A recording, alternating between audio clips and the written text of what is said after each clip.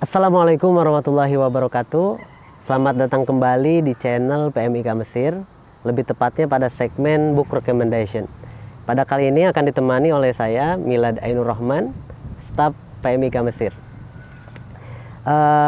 Teman-teman mungkin penasaran ya, pada kali ini saya akan membahas buku apa. Nah, pada kali ini saya akan membahas buku novel yang berjudul Di Tanah Lada, karya Ziggy Jessia Ziovina Zabrizki. Agak panjang ya namanya, jadi kalau saya salah melafalkannya mohon maaf. Alasan saya memilih buku ini adalah ketika saya scrolling di sosmed, banyak sekali yang membahas tentang buku ini. Baik itu membuat review buku atau memposting kutipan-kutipan dari buku ini, atau bahkan sekedar memposting cover bukunya saja. Nah, ini semua membuat saya penasaran, kemudian saya berminat untuk membacanya. Dan kebetulan bukunya tersedia di PMIK. Jadi saya langsung meminjam bukunya, langsung membacanya, dan alhamdulillah udah selesai dan itu keren banget sih. Kemudian mungkin teman-teman penasaran juga, apa sih yang menarik dari buku ini? Sebenarnya banyak banget yang menarik dari buku ini. Mungkin saya akan membahas dua di antaranya. Yang pertama, buku ini disajikan dari sudut pandang seorang anak kecil yang bernama Salva atau sering dipanggil Ava. Dan saya sangat suka dengan karakter ini, yang mana dia suka membawa kamus bahasa Indonesia. Jadi ketika mendengar kata-kata yang tidak dipahami, dia akan mencari kata itu di kamus untuk mengetahui artinya. Sebagaimana contoh, ada momen di mana di buku ini mendengar percakapan kedua orang tuanya, lalu terdengar istilah judi.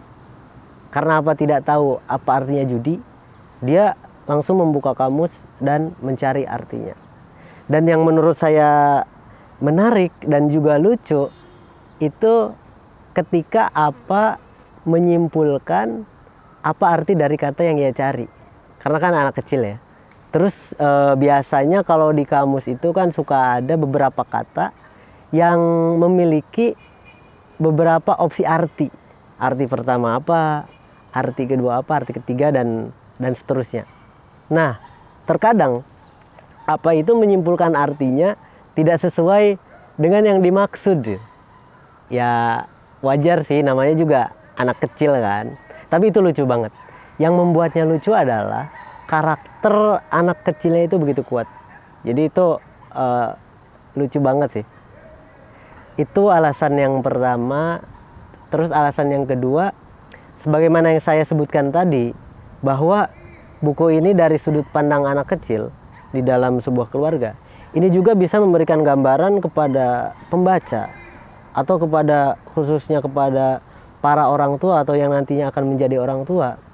Gambaran bagaimana sudut pandang seorang anak kecil di dalam keluarga. Dan sebagaimana kita ketahui bahwa setiap keluarga itu memiliki kondisi yang berbeda-beda. Kebetulan ini berada di kondisi keluarga yang kurang harmonis. Jadi ini juga bisa menjadi refleksi untuk kita atau untuk pembaca supaya lebih baik lagi untuk mengambil peran dalam keluarga. Jika perannya sebagai anak kecil, mungkin berusaha menjadi anak yang baik. Jika sebagai ayah menjadi ayah yang baik, sebagai ibu menjadi ibu yang baik. Sebenarnya masih banyak lagi hal-hal menarik di buku ini. Tapi mungkin cukup itu saja yang saya sampaikan di sini. Terus saya ingin menyampaikan ini paling ya, tokoh favorit saya di novel ini. Tokoh favorit saya ya udah jelas tadi udah disebut juga bahwa saya suka dengan karakter Ava. Nama lengkapnya Salva. Nama panggilannya apa? Mungkin namanya itu pertama kali muncul selain di sinopsisnya ya. Itu ketika mengenalkan dirinya kepada orang baru. Sebenarnya papanya itu ingin memberi nama Saliva, yang artinya adalah ludah. Namun ibunya gak setuju, jadi diam-diam menggantinya menjadi Salva. Apa memiliki keluarga yang terbilang lengkap, ya sepasang mama dan papa. Apa juga dekat dengan kakeknya. Apa memiliki karakter yang suka berbahasa baik dan benar sesuai dengan tata bahasa Indonesia. Dia juga suka membawa kamus. Nah, karakter dia yang seperti itu sangat dipengaruhi oleh sosok kakeknya.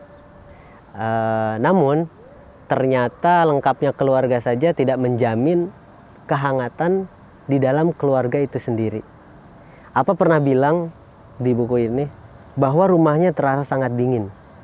Bukan karena AC, karena memang rasanya dingin. Bagian dalamnya selalu gelap.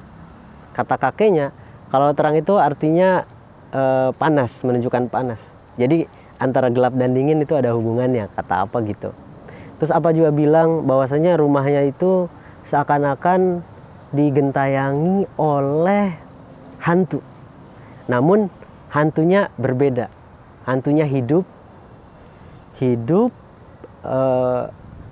berbadan besar, sangat mengerikan. Nama hantunya adalah Papa. Jadi ketika saya baca kata-kata ini, saya langsung penasaran. Apa sih yang membuat seorang anak kecil, seorang apa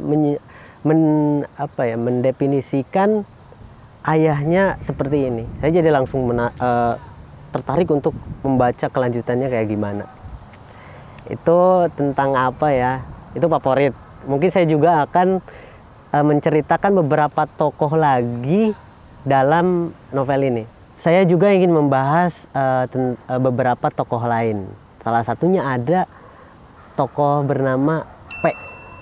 Ya, namanya P doang gitu. Kayak sebagian orang yang kalau mau mulai chatting P gitu. Nah, P ini adalah nama seorang anak laki-laki yang dikira oleh apa adalah seorang pengamen. Umurnya sekitar 10 tahunan. Pertama kali bertemu dengan apa itu di warung makan. Jadi waktu itu apa lagi makan ayam. Dan kebetulan apa itu masih belum bisa makan ayam sendiri. Karena biasanya dia dibantu oleh mamanya, disuapin lah gitu. Nah, P melihat apa kesulitan makan ayam.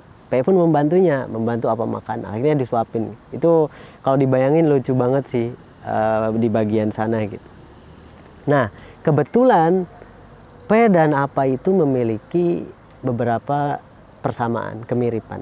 Mereka sama-sama memiliki ayah yang kurang baik, atau mereka lebih sering nyebutnya yang jahat gitu. Karena P juga tidak diizinkan masuk ke rumahnya oleh ayahnya.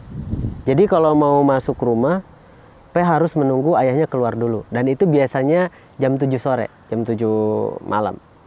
Jadi ketika ayahnya keluar, P baru bisa masuk gitu. Biasanya jam 7 ayahnya itu keluar untuk berjudi. Jadi persamaan kedua antara ayahnya P dan ayahnya apa tuh sama-sama suka berjudi.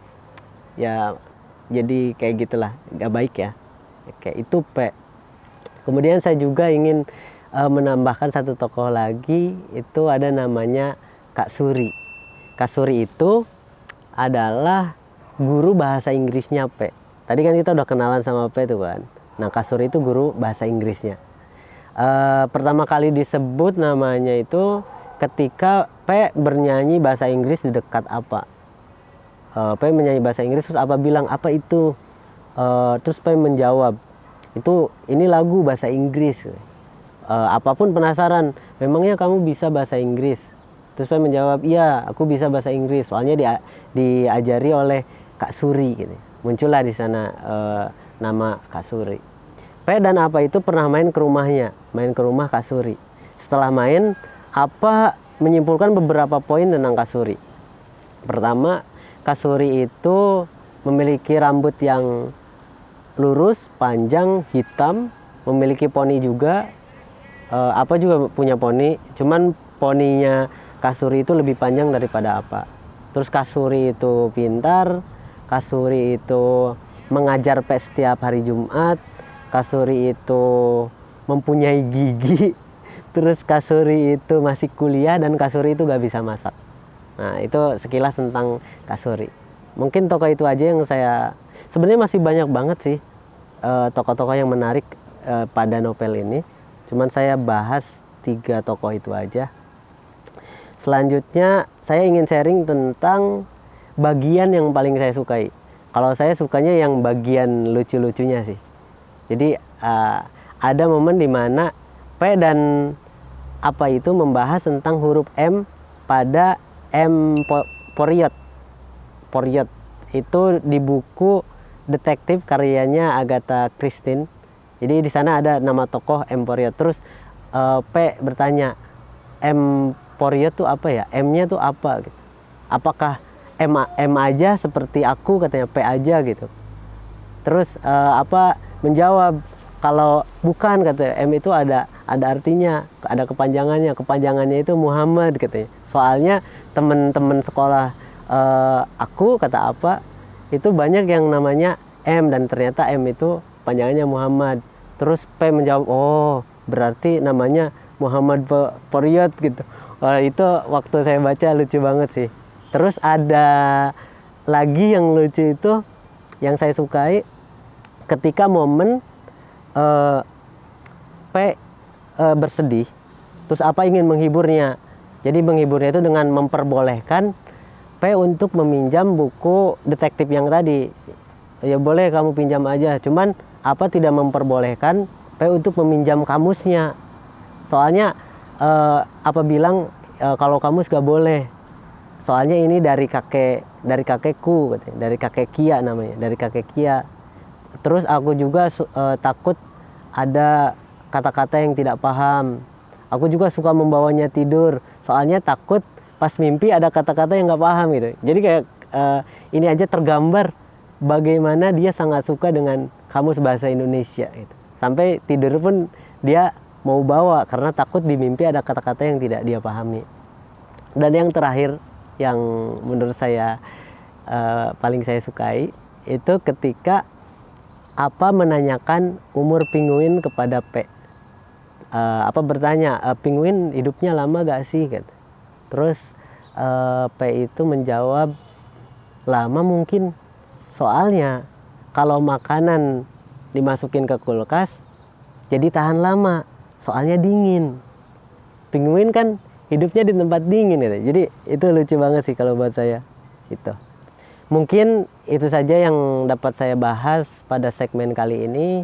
Buat yang penasaran isi dari novel ini, silakan membaca. Bukunya tersedia di PMIK. Saya Milad Ainur Rahman pamit. Wassalamualaikum warahmatullahi wabarakatuh.